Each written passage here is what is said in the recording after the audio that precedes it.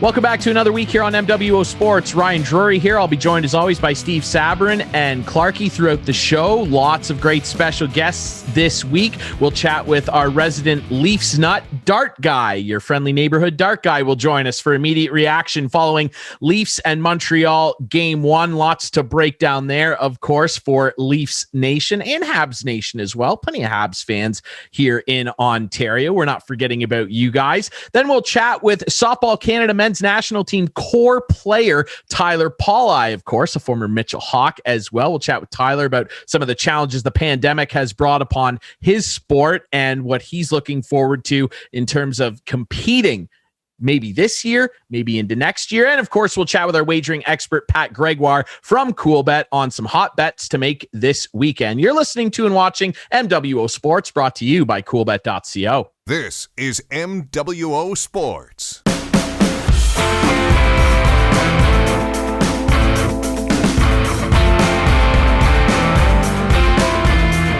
Welcome back to MWO Sports, brought to you as always by CoolBet.co, as we bring you immediate reaction following Game 1 of the Leafs and Montreal Canadiens. But Ryan Drury here, Steve Sabourin, Clarke, and your friendly neighborhood DartGuy. But unfortunately, guys, obviously we're going to talk about the 2-1 loss by the Maple Leafs, but all of that feels pretty irrelevant right now based on what happened to Leafs captain John Tavares early in the contest. If you missed it, Tavares was tangled up with another Montreal player, fell, and Corey Perry, who was skating toward him, tried to jump over him, hit Tavares in the head with his knee, and knocked Tavares out cold for a minute, and he could not get up under his own power. They had to stretcher him off the ice. Did hear immediately after the game that Leafs coach Sheldon Keefe said he was coherent and awake in the hospital, and they are keeping him overnight, and he will probably remain there for a little while. But yeah, DartGuy, I guess we'll start with you. I mean, we'll start with the injury, I guess, as I try and collect my thoughts here, because this just sucks. This is not what I wanted to talk about on the show. But just your reaction to everything, and obviously people making a lot of noise about the fight afterwards as well. Well, it's a tough scenario watching your team captain get injured like that right into, the early moments of Game 1 of the playoffs, original 6. There was so much anticipation going into the game, so much energy surrounding it. 42 years since the Habs and the Leafs met up in the playoffs, and then something like that happens. And while it was completely accidental, I'll give it that. I have all the respect for Corey Perry in the world for going over and giving JT a little glove tap there and saying sorry as they were taking him off the ice. Obviously, Corey was a little bit bothered by what happened.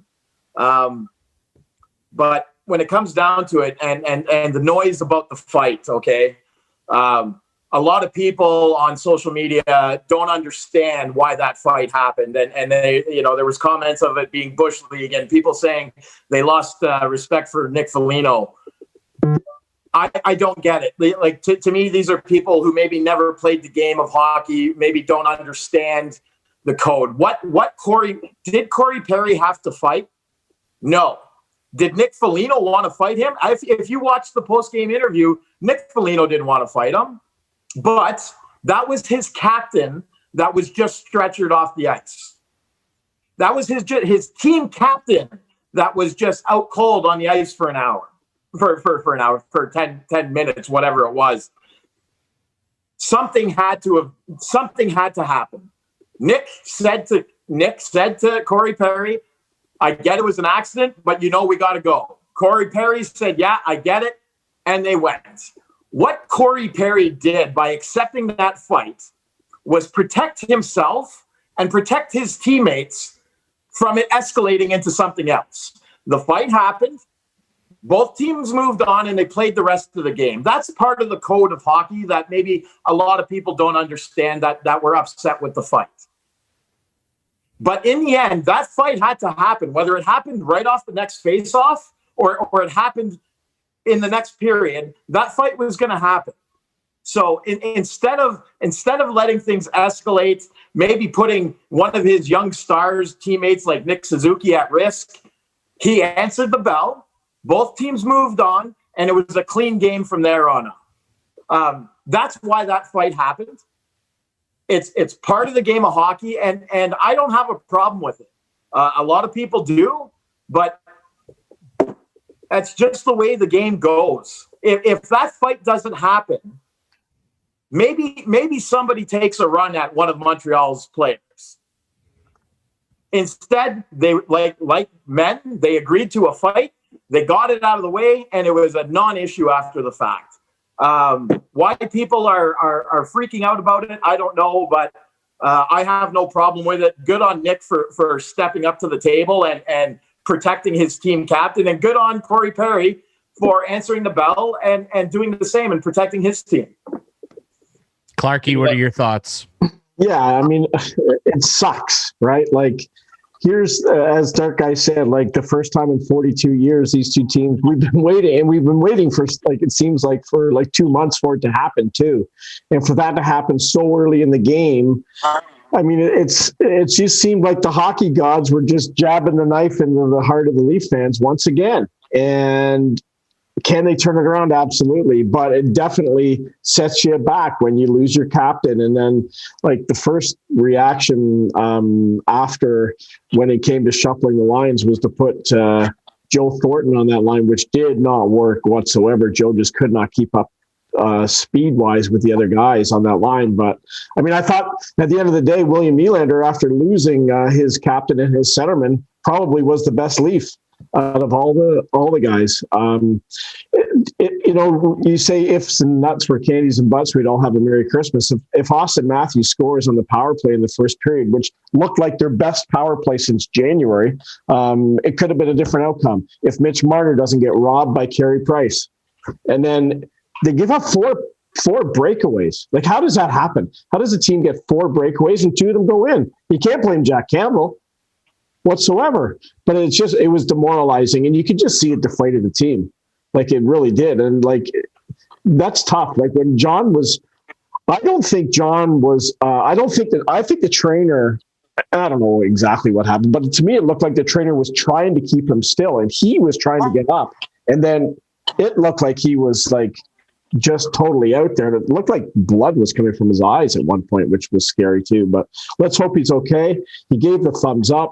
Let's hope there's nothing wrong, and he can come back. Like, it's you know, I'm just thankful he put his hand up and he could move and everything was okay. But if he could ever come back, that would be amazing. But I don't know. It's tough. It was tough. It is tough. Steve, what were your thoughts on what we saw there early on in the game? Well, I think DartGuy and Clarke touched on the injury enough. There was no doubt that the Leafs' attention to detail definitely suffered after that incident. And, you know, moving on, the team's going to have to be looking at how they play. I mean, they take, 3 delay of game penalties? Yeah.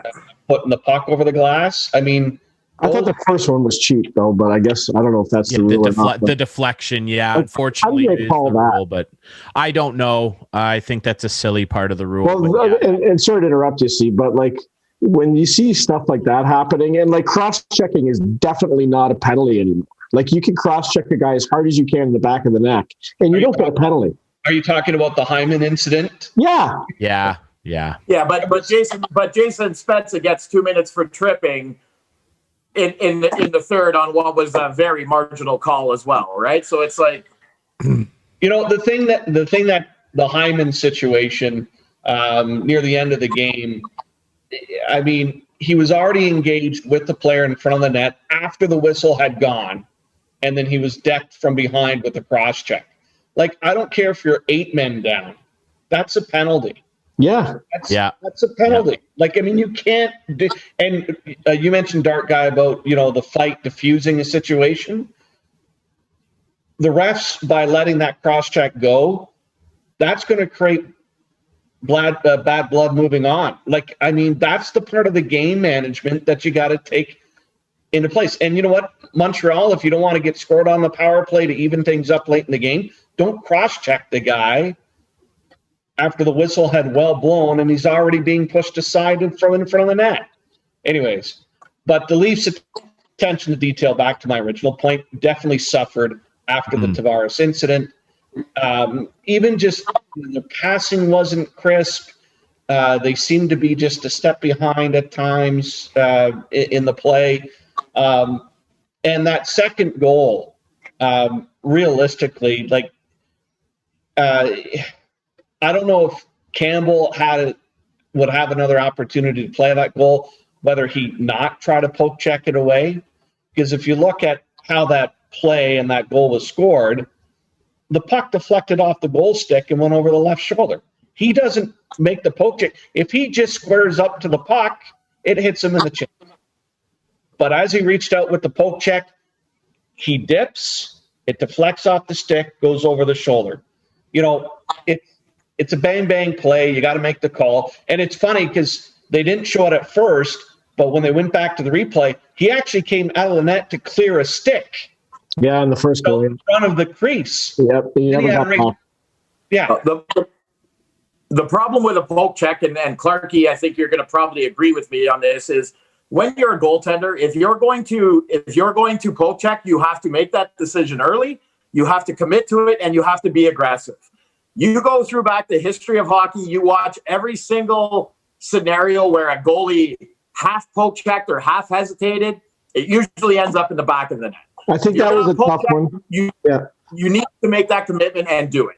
I just thought it was a tough one to read because he got tripped and he was down on his knees, and it's that moment of, do I go for it or not? It was tough. I don't think you can blame Jack. I think he'll be in net again, game 2. Not blaming Jack. I'm not blaming Jack at all. I'm just saying from a goaltender's perspective, in that scenario, you either have to commit to the decision and go for it or not.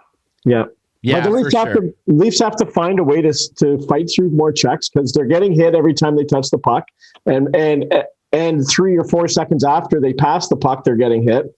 They have to find a way to fight through that. And we said this against Columbus last year. They got to find a way to score goals. Like, where's the offense? Like, let's go. It's time to show up, boys. That's all I can say.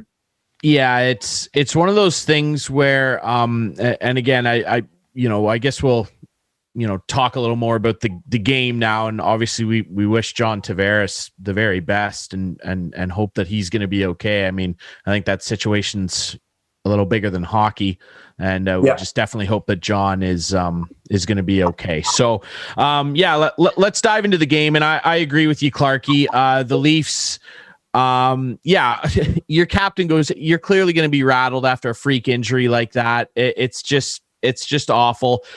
But yeah, I saw a lot of similarities in this game to some of those games against Columbus in the play-in last year, where a team that is not as talented as them, does not have the offensive firepower like they do, managed to grind away and keep them to the outside. The Leafs do not go to the net hard enough. It is the playoffs. You cannot be fancy like you were in the regular season. You got to put the nose on the grindstone a little more and go right into Carey Price's kitchen.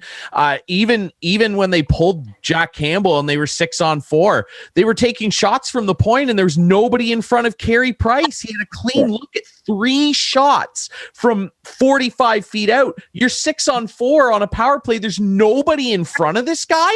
Like, what are you doing, guys? Come on. I want the Leafs to do well. It would be great for the game. It'd be great for Leafs Nation. Our buddy DartGuy here. I already saw my team win a championship. I'd love for you guys to experience it too. It's not going to happen if these guys that make millions of dollars and are the top players don't start to adjust their game a little bit to what it takes in the playoffs. I screamed for a decade about Ovechkin doing it. They finally did. They figured it out. Why can't these guys do it? Well, it took him like a decade, as you said. Hopefully they can figure it out sooner. Well, yeah. Well, I mean, it wasn't his fault, but still, you're looking at a bunch of guys that all have to buy into sacrificing a little more, and you're down a goal, winnable game, 6-on-4, and no one's screaming one of the best goalies in the league. Carey Price had some up and down years, but this is what the Leafs feared. Carey Price looking like this, and he can do that when he's healthy. And he stopped 35 shots, and some of the ones at the end when the Leafs were desperate to tie it were some of the easiest saves he made all night, and that just cannot happen. DartGuy, go ahead. Well, Ryan, the frustrating part of what you're just saying here, too, is, you think back to our conversation on Monday where basically, I outlined how Montreal was going to play Toronto. They're going to grind them. They're going to hit them. They're going to try and get the pucks deep. Like, you and I know that. The average Joe hockey person can see that. How do the Leafs not? How do Sheldon Keefe not? How did they not be prepared for how Montreal was going to play them? And how do you not know how to combat that at the NHL level? Now, I'm not jumping off the ship here. I'm just frustrated. We're doing this right after a loss, and it's tough to work through everything right now. But how is it possible that you and I were able to talk about it and nail the Montreal game plan, then watch the game unfold? Montreal does exactly what you and I said were going to happen, and they don't have an answer for it. Like, that's what, for me, is very frustrating. And you look at the last 45 seconds of the game, okay? I get they called the timeout, that guys were out there for a long time, but 3, maybe 4 times in a row, they tried to lob the puck into the zone and just gave away possession with 45 seconds left. Like, you killed the last minute of the game for it. If you're tired, get off the ice. Like, yeah, that's an aspect of it too, Clarke, and Steve. I'd love your thoughts on that part of it as well. Is that you're not screening Carey Price, and then you're on that 6-on-4 power play, and you're dumping the puck in, like you're playing dump and chase with a team with Matthews and Nylander and Marner and Hyman and Riley. By the way, Riley, Hyman, and Matthews played the last 4 minutes and 18 seconds of the game. They did not leave the ice. So like, there's no excuses here to be made of, oh, well, they didn't have their best guys out. They didn't have enough opportunities to have their best guys make an impact. Yes, they did. And yet Matthews hit that post earlier, and that's going to happen. This is the playoffs. Absolutely. You got to overcome stuff like that. And that last minute, 45 seconds to a minute of the game, I as not even a Leafs fan, I felt so frustrated by it. I just could not believe their mindset and how they tried to attack or not attack the Montreal net. I think it goes back further than that. I think the whole game, they got to start playing desperate hockey, right? Like, this is playoff hockey, and every shift counts. And there's some question marks that I had, like with the guys they dressed tonight with Nash in the lineup tonight. Why does Marner have to play so many penalty kill minutes? I don't know. Like, they have other guys who can kill penalties. He played 27 minutes and 23 seconds tonight. That's a lot. And I'd rather have him fresh out there to score goals and to set up Matthews than on the PK. And I think Galchenyuk should be in the lineup. I think he's a tough son of a gun. I think he agitates his opponents. I think he has something to prove against the Montreal Canadiens, and I hope he draws in. Now, someone's probably going to have to come in for Tavares. We'll see who that would be, but I would get Galchenyuk in there. I think he brings a lot of energy to the team, and I think they need that. But they need to play more desperate. Like, even before, like, I know it was in the first couple of minutes when Tavares got hit, but it wasn't a very good start. Like, it wasn't like they didn't start on fire and really have many chances. So they got to play better. There's no question about it. Absolutely, Steve. Well, this is where the mental part of the game really has to come in, right? This is a game you've got to forget about it and put it into the back of your mind and let it go and come out hard in game number 2. I mean, I'm not saying don't forget about your mistakes, don't adjust to your mistakes, but at the same time, you got to say, okay, it was a whitewash. We lost that game. It's over. Now we're back into game 2. Here's my problem with that, though, Steve. And DartGuy, I want your opinion on it, too. Every loss that this team takes in the playoffs has to be another reminder of the failures they've had. And that in itself is a mental block that they have to get over. You're absolutely right. They got to get over that. Because as a fan, I'm watching the game. I go, here we go again. Like, yeah, you're expecting something bad to happen. I know what that's like. Yeah. Yeah. And the team probably thinks the same thing. But that was a great point, Steve. I agree. They got to put it behind them, but they got to put just more than game one behind them. They got to know that they are a better team than the Montreal Canadiens, and I think they are. They should win. They got to get over that, though. Well, and I agree. You gotta have a short memory, especially in the playoffs. But I think, you know what, part of the slow start and everything might have been believing too much that they were the better team, that maybe they were just going to go in, win the game of skill alone, and where they should know better by now. And Keefe should have had that well out of their minds before the puck ever dropped. But that lackadaisical start, that lack of urgency, that has got to change. So yeah, you need to have a short memory, but you need to realize that, yeah, we lost another game that we probably could have and should have won with a little bit of a better effort. So it's a fine line, but yeah, you need that short memory. Hit the reset button. Saturday is a new game. You go out, you win, you dominate that game, and it's a different series. You go out, you win that game 4-1, 5-2. It's a different series. It changes the momentum. So while we're upset, and it's easy for Leafs fans to be upset right now, 7-game series is a 7-game series for a reason. So it absolutely is. And I mean, the old adage, I've been lucky to have a couple relatives be involved around the NHL and play in the NHL. And they've both said to me on numerous occasions, you can't toe drag your way to a Stanley Cup. They got to get a little bit more away. And DartGuy, you and I have been friends a long time. We've talked about this every year. It seems they got to get a little bit more away from the fancy and a little bit more into the nasty stuff. And really, at the end of the day, this series is going to turn Montreal's way if Toronto does not get in the face of Carey Price. I just hope quickly, just to wrap up, that the Leafs are as mad as the fans are tonight, and they come out with a little bit more desperation next game. Yeah. I would agree. Quickly as well, we'll just mention we haven't heard any official word on another unfortunate thing that happened in the playoffs. Nazem Kadri, a former Leaf, again getting himself in an awful lot of trouble. Like, he is going to get the book thrown at him for a vicious head pick on Justin Falk, who was knocked out cold as well. Yeah. In that game, Colorado, of course, turning around and winning. Still no decision as of recording this from anybody. From the Department of Player Safety on Nazem Kadri, but he is going to get 5 or more games for what he did to Justin Falk. So, unfortunately, we don't want to be talking about injuries and stuff in the playoffs. It's hockey, it's sports. We know it happens, but unfortunately, those headlines have kind of dominated the latter part of the first week of the playoffs. So hopefully that turns. And again, prayers up to John Tavares. We really hope that he is well. Thanks to our buddy DartGuy, Jason. We appreciate this, buddy, and I'm really hoping for better things for you on Saturday, my friend. We'll be okay, buddy. We'll be okay.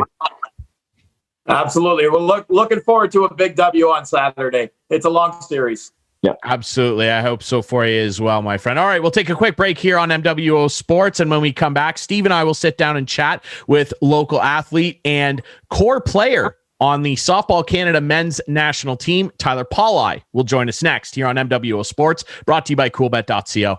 This is MWO Sports.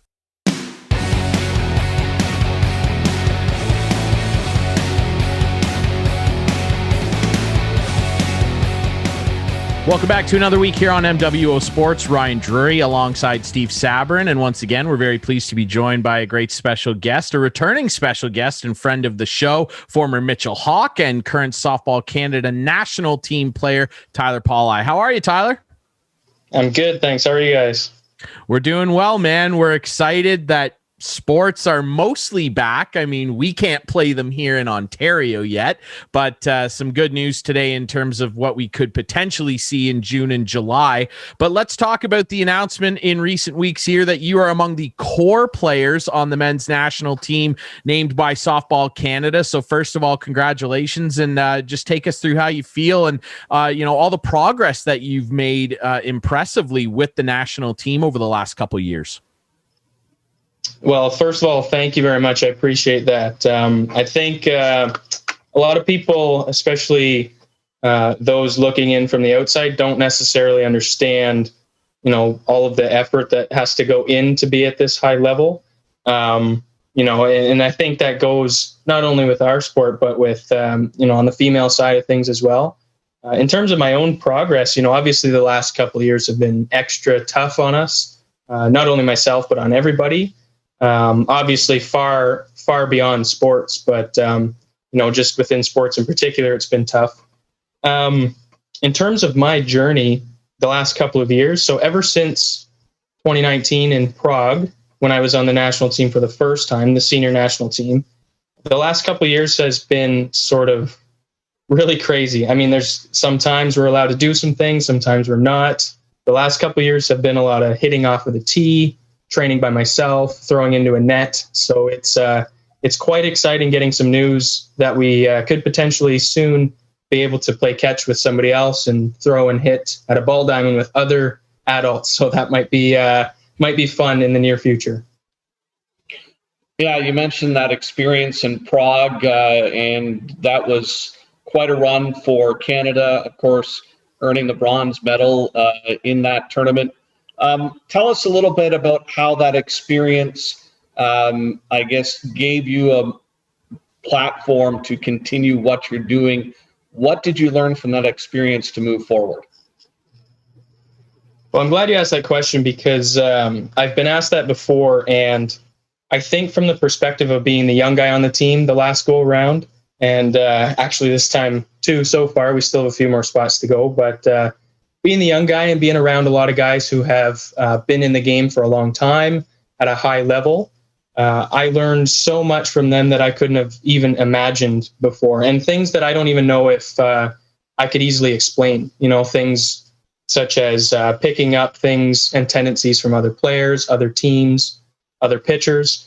But one of the things that stands out to me the most in terms of, what I learned in general is that I thought that I cared so much about the sport and about the game until I saw the reactions of the players when we lost against Argentina.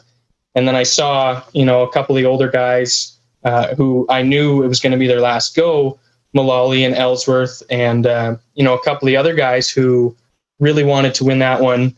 I could see the emotion and how much it meant to them. And it really sort of opened my eyes to, oh my goodness, like I thought I cared a lot, and then these guys are getting emotional about these things. And I thought, this is, I want to get there at some point. And it was further motivation for me to work even harder, because I don't want to experience that feeling of loss again. Tyler, I wonder, you mentioned obviously how challenging it's been. Yeah, obviously for everybody, the world got turned upside down the last year plus, but sports, especially sports that aren't, pro leagues like Major League Baseball and the NHL, there hasn't been sports. So it's been awful difficult. Now, you being the high level athlete that you are, that's extremely difficult too. How much interaction have you been able to have with the coaches, the management side at Softball Canada with the national team? Has it been like a lot of Zoom stuff? How often are you checking in? And also, how have you been able to keep yourself mentally sharp, if at all, during this time? Because like you said, you're hitting off a tee, you're training by yourself. What type of mentality do you wake up with every day to kind of keep yourself in that high-end athlete mentality? Yeah, so I think in terms of interacting with players and coaches, there hasn't been too much, just because there's been a lot of uncertainty in terms of when we can even start, when we can get together. So there hasn't been a lot on that front. But fortunately, we live in an era where we can communicate with players all across the country fairly easily. So, I've been in touch and I've been in contact with a lot of the fellow members on the team and, friends of mine who play the game. I've been in contact with them quite a bit, who have helped me out along the way. It's in terms of my mentality, some might think that it's tough, especially in the last couple of years, but for me, it's been pretty easy actually to stay mentally sharp just because of how we lost the first go around in Prague. That's been on my mind the whole time, and that's been driving my motivation, and it will continue to drive my motivation until we can get another crack at it. It's interesting too, because when you look at other places around the world that have been able to start sports again. New Zealand and Australia are good examples. Is that going to play a factor in any upcoming international tournaments? I know the men's worlds were scheduled for February of 2022, and New Zealand doesn't get a lot of time for Canada to get ready as a team.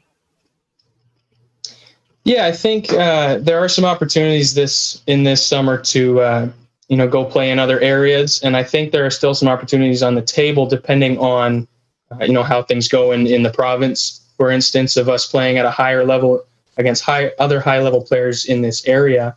Obviously that's quite optimistic, and of course we realize our backs might be up against the wall a little bit more compared to some of those other top countries that have been playing and have been able to play and practice. But you know what? There's always something that we can work on, whether we're with the team or whether we're by ourselves. And I think that just being able to communicate with each other, and as long as we can get together a couple of times beforehand, I think we'll be okay. Because as long as we're doing our own thing, once we get together, we meshed and we gelled so well when we were in Prague, and most of the guys are coming back. So I don't see that being much of an issue. I mean, obviously it'd be quite a luxury to be able to play year round every day with these guys, but obviously we can't do that. So we do what we can, and I think we're used to that sort of playing field. I find it interesting that you were the only player from Ontario that was named to the core group. But when you look at the 11 or so players that were named, it's pretty spread out across the country, maybe a little heavier when you look at the extreme east and extreme west where people are coming from. Yeah, I think there are still 4 spots that they're going to choose from. I think we're taking 16 to the qualifier in Argentina. So I think that you might see a couple more from Ontario get on there, and I sure hope so. There are a lot of good young Ontario players coming up, especially pitchers. Guys like Tyler Randerson and Greg Hamill. There are a lot of good young players in Ontario that I think you'll see their names on the national team in the next few years to come. We're chatting with Softball Canada national men's team member Tyler Pauli, and of course a former member of the Mitchell Hawks, who we had the pleasure of covering for a number of years on our PJHL broadcast at CKNX. And Tyler, obviously you're probably one of the most talented multi-sport athletes we've had the pleasure of covering at the station and on the show. And we know what kind of hockey player you were. I'm interested to ask you, your mentality of stepping into the batter's box. Obviously the two sports are both very intense in different ways. Obviously hockey offers that that element of physicality and everything, but softball does in a different way. And I don't care if it's baseball, softball, stepping into the batter's box is intimidating. I mean, at least I find it intimidating. I mean, a ball's coming at you at high speed. What is the difference in mentality that you kind of set yourself up for that's different from playing hockey to when you step in the batter's box? Well, that's a really good question. I think playing hockey, like you said, it's a lot of, crashing and banging and high intensity. And then when you get into the game of baseball or softball, it's a lot slower paced, a lot more channeled energy. I think that one of the things I've learned most from playing hockey is to be able to channel my energy. Obviously you get frustrated at times. You need to be able to control your emotions. And I think that part carries over the most is, when you step into the batter's box, you're able to sort of, okay, I'm pumped up and I'm ready to go, but I'm able to use that in the right situation. And so there's a time and a place in hockey when you have to lay a hit or whether you take a shot on net. Same sort of principles apply to ball. There's a time and a place where, do I swing at this pitch? Do I go now? Do I steal the base now? And I think that sort of mentality is the most similar. But like you said, there are a lot of differences too in terms of the intensity level. Well, pitching definitely is a big factor. And, how much of a concern is it that you haven't been able to face live pitching in what will be practically 2 seasons? Yeah, it's obviously in the back of my mind. I'm not sure. I'm not the only one in this position, that's for sure. But I think that, obviously I mentioned earlier that there are some opportunities this summer for us to play and face some good pitching. And now that I think about it, last offseason or last summer, when we weren't able to play at a very high level, I was still able to practice with my Nith River Monster team.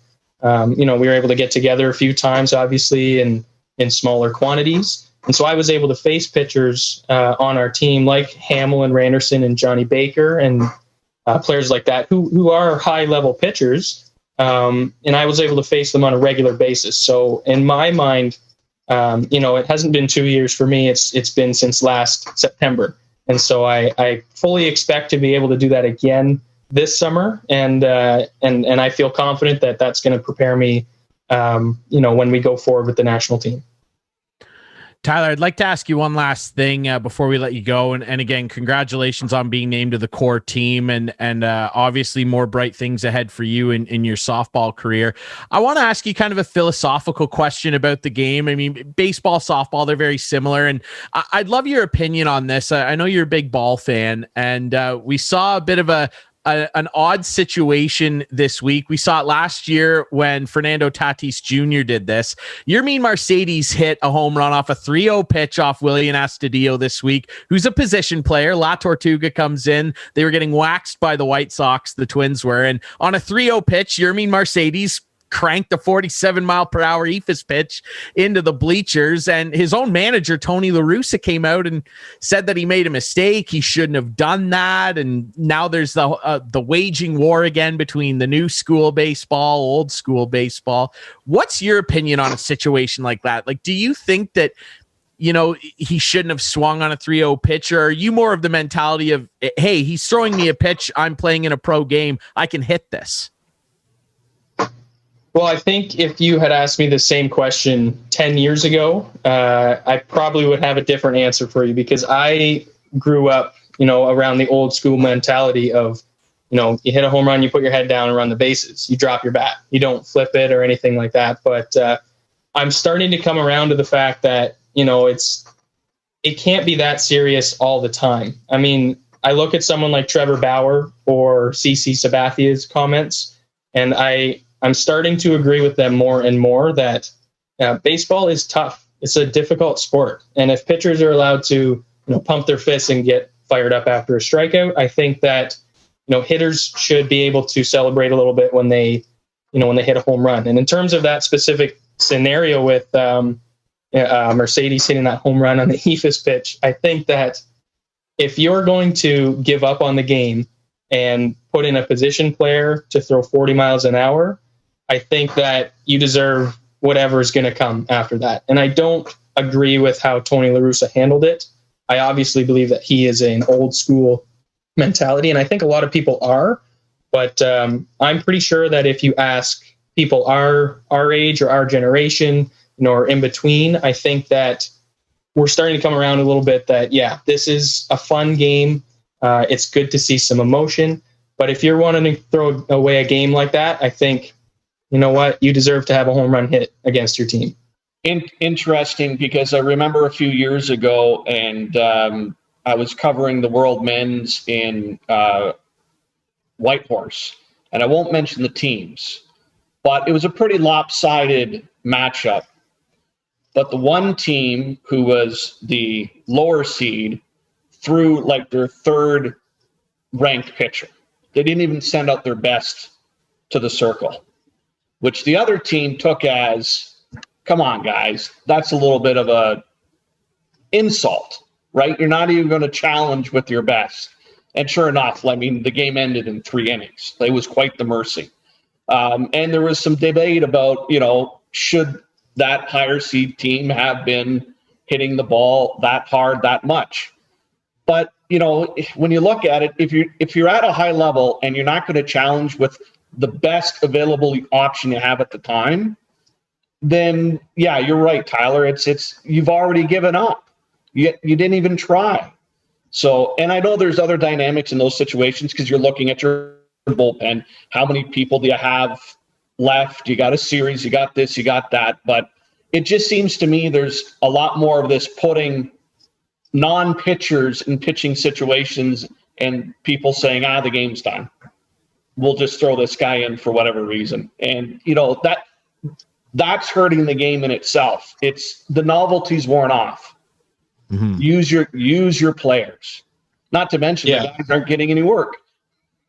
Yeah, and it's a very interesting situation because I have never been one to agree with running up the score per se. I've always found that quite disrespectful, but at the same time, giving up on the game and throwing away an at bat, that's not even on my radar. So that far outweighs the situation of running up the score.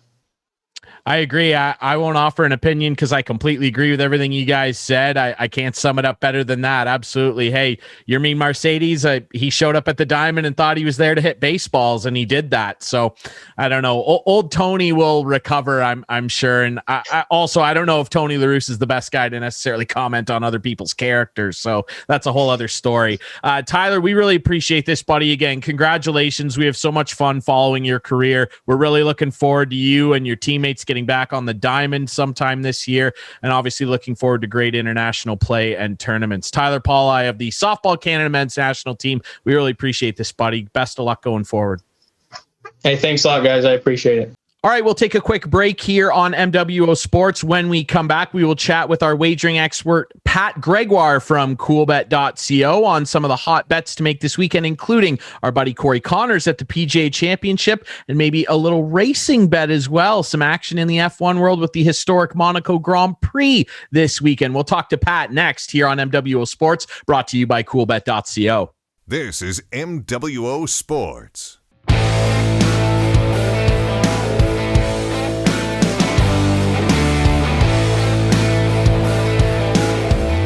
Back to wrap things up here on MWO Sports, brought to you as always by coolbet.co. Ryan Drury along Steve Sabourin. We're pleased to be joined by our wagering expert this week, Pat Gregoire from Coolbet. Pat, how you doing, brother? Doing great now that I'm back with you guys.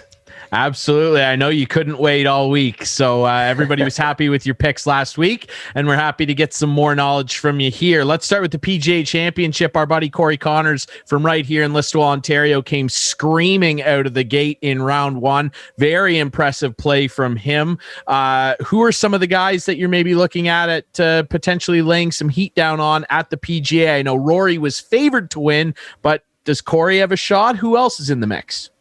Yeah, absolutely. And right now, obviously, with Connors leading the way after round one, he's actually at plus 700. So, and he started out at 66 to 1. So if you've missed on the Corey Connors train, unfortunately, there's not a ton of value there. Luckily, I was one of them. I actually have him on a ticket for a top 20 finish and then also an outright bet as well. So fingers crossed, your boy, the Listowel, Ontario native, can hold on here. But looking at this right now, Victor Hovland obviously in the mix as well, but not a ton of value there with him at plus 800. Two names that I think are really jumping out to me right now is Will Zalatoris, right now 20 to 1. He's a guy that has been one of the nice stories of the PGA Tour so far, not even earning his card yet. Well, he would earn his card if he won this tournament, and he's a guy that flushes the ball really well. He's accurate off the tee.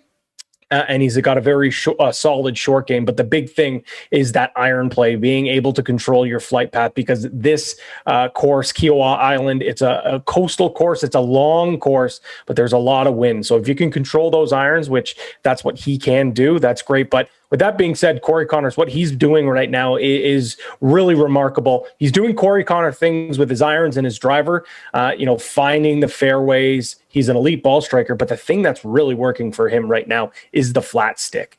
He's gaining, I think he's third in gains, stroke gains, I should say, in his putting, which is absolutely unheard of. That's the one thing that's kind of held him back. But certainly that flat stick has heated up, and hopefully he can hold on and maybe go wire to wire here.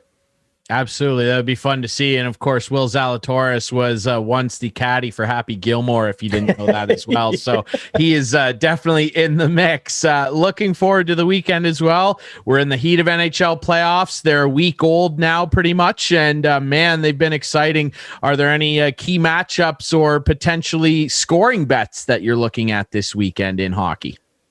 Well, you know what? Last week when I was on, I gave out that pick for Sidney Crosby to score, and he did in their opener. Right now, none of the odds are up on the board, so I'm actually going to go away from the scoring props. I'm going to go with an outright, and I think the Edmonton Oilers are going to bounce back here. What we saw from them in Game 1, they just really didn't look like themselves, but I don't think that they played terribly, to be quite honest, and they ran into a hot goalie in Connor Hellebuck. I don't think we're going to see Connor McDavid held to a goose egg once again. I think this was a wake-up call. They realized that they need to not fall into the brand of hockey that the Winnipeg Jets want them to. So I think they're going to bounce back. I think it's still going to be a tightly contested game, but I like the Oilers at minus 102 to win in regulation. Not enough value right now on the outright money line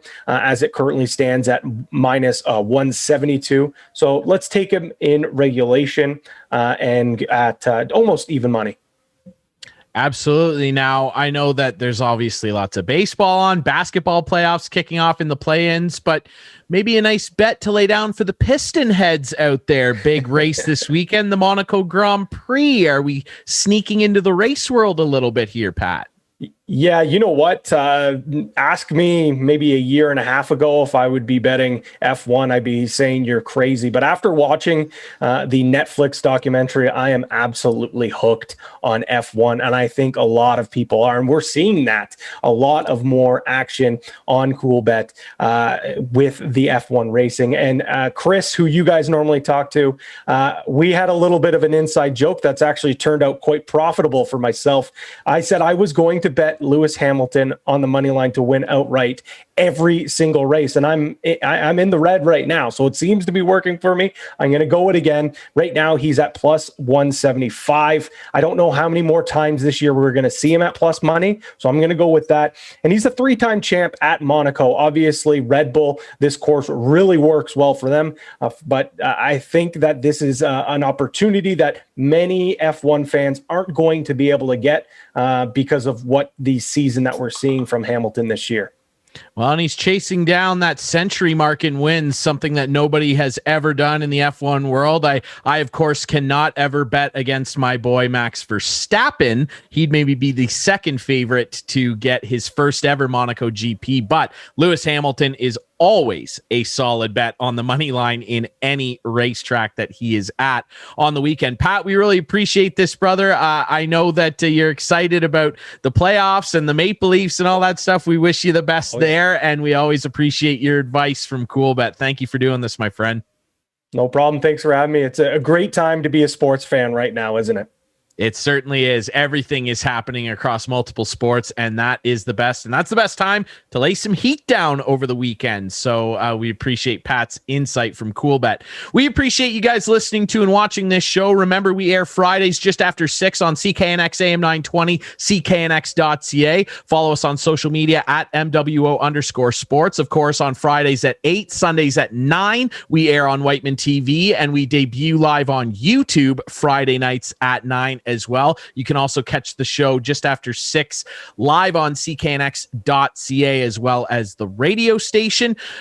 For all of us here, I'm Ryan Drury. That is Steve Sabourin. For Clarke, DartGuy, Tyler Pauli, and of course, Pat Gregoire that joined us on the show today. We appreciate you listening to and watching MWO Sports, brought to you as always by coolbet.co.